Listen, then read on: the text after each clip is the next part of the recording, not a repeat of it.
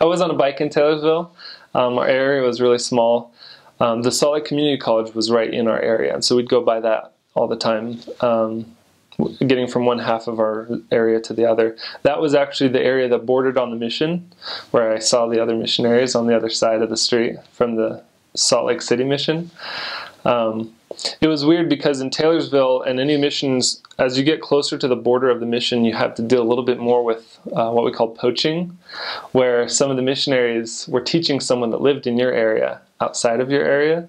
And so if you're teaching somebody but they don't live in your area, then you're not supposed to teach them or even baptize them for that matter. They're supposed to be taught and baptized by the missionaries in the area that they live. So it kind of got to be a little bit crazy sometimes, just because as investigators of the church, you fall in love with the missionaries that teach you. They bring a lot of, there's a lot of, they're very special relationship that you generate with those missionaries. And so even though we lived in the mission in the area that they may have lived in, we're serving in the area that they lived in, sometimes they were being taught by other missionaries. And so they would come to our area to get baptized, even though they had been taught by the other missionaries. Anyway, it was just kind of a challenging thing that you'd experience being so close with other missionaries. In Taylorsville, there was a couple restaurants that were in our mission that was known for giving missionaries free food. And there was kind of a rule that you weren't supposed to abuse those. And so we were only allowed to go there once a week. But there was a really good Hawaiian restaurant that we'd go to. Every week we could, and we'd go there because it was really good. Taylorsville was a little bit more like Kearns, a little bit more lower income housing there.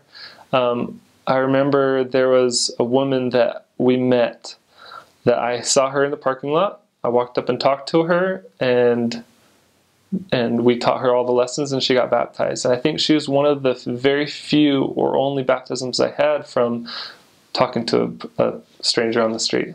And so that kind of built my testimony that you should talk to everyone. Really, really good experience. She was awesome. She was actually from Africa, and she was there with her little boy and her little girl, visiting from. Her home in Africa was in war, and so she came here to America to live, and she was very receptive to the gospel. That was a really cool experience because she didn't have any previous knowledge of the church, like most people that we taught. And so it was always a treasured memory for me.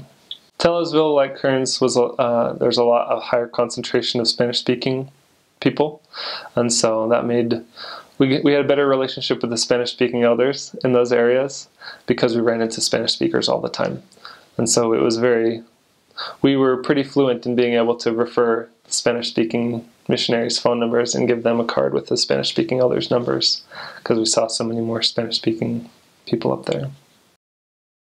He and I went to Taylorsville, like we stayed at companionship, and then we transferred together back to Taylorsville in a different part of Taylorsville to whitewash into this new area together. So that was kind of a crazy thing because usually when you transfer, you leave your companion, and even when you whitewash, normally you whitewash with another missionary. So to stay with my trainee into this new area together was kind of crazy.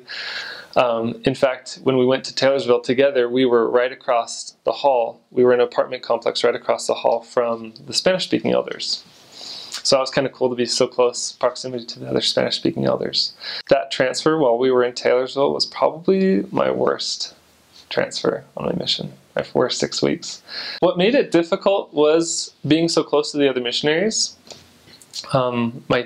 The missionary I was training got to be really close with the Spanish-speaking elders, really close friends with them, and it made it difficult to be kind of a leader to him because he started to want to do what they were doing more, and they weren't very obedient missionaries.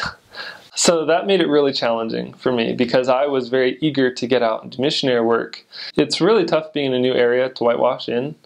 It makes it even more challenging when your companion is struggling as a missionary. And so after a couple weeks, I ended up actually talking to my zone leaders and asking them to kind of help us out and help me out because I was eager to go work. We didn't have any baptisms that whole 6 weeks. We didn't really even have any solid investigators the whole time we were there. So it was a really challenging time for me to do the missionary work when my companion was so unmotivated.